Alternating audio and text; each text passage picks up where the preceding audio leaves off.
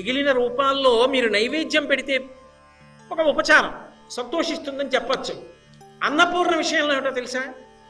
మీరు ఒక పాయస పాత్ర తీసుకొచ్చి అక్కడ పెట్టి నైవేద్యం పెట్టడం కాదు, దర్భలతో కట్టినటువంటి గుత్తి అమ్మవారి చేతి మించి పాయస పాత్ర మీద వేయించి దాన్ని మీరు అందరికీ పెట్టారని కూడా ఆవిడ సంతోషిస్తుంది.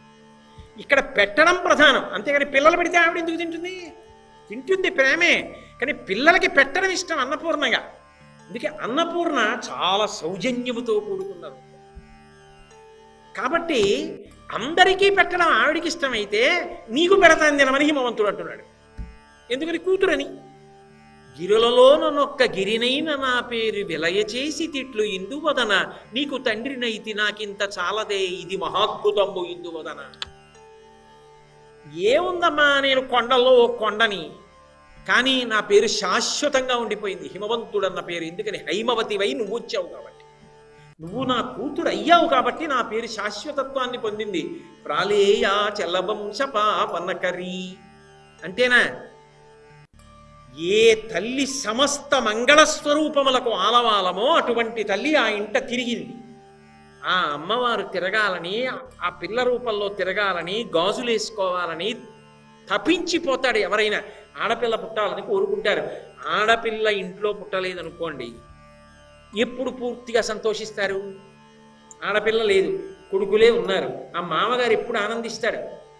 అత్తగారి నోటి వెంట కూడా రాలేకపోవచ్చు, కానీ ఆ మాట మామగారి నోటి వెంట వస్తుంది. నాకు కూతుళ్ళు లేకపోతే ఏమండి, కూతుర్ని మించిన కోడలు వచ్చిందంటే నిజం. ఆయనకి కూతురైతే ఒకనాడు దగ్గరుండి ఒకనాడు మామగారింటికి వెళ్ళిపోతుంది. కోడలు ఎక్కడో పుట్టిన పిల్ల మామయ్య గారండి, మామయ్య గారండి, మామయ్య గారండి అని మామయ్య గారి కోసం వెంటబడి తిరుగుతోంది.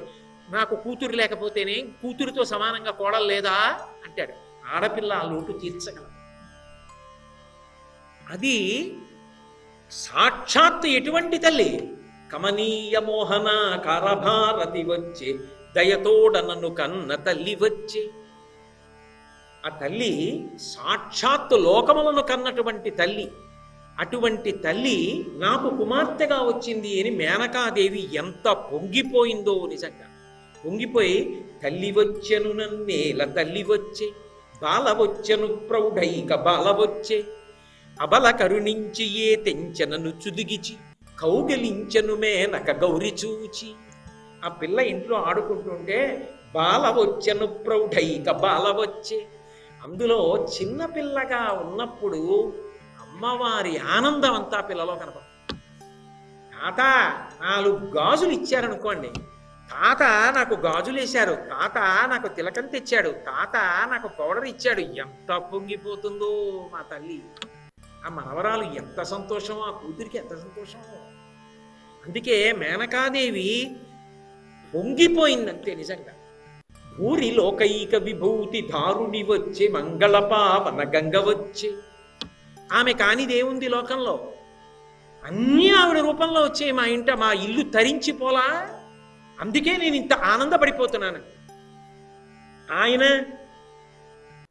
హిమవంతుడు పార్వతీదేవి వాళ్ళింట పుట్టినప్పుడు నరదేవాసుర పూజితాంగ్రి యుగళా నారాయణి శాంకరి కరుణాపూరిత మానస త్రినయని కళ్యాణయుక్త నిశాచర దర్పోన్నత సంహరి సదమల చండార్చిత యోగిని తరుణి అగమవందిత తల్లి భగవతి జగన్మోహిని అని పిలిచాడు.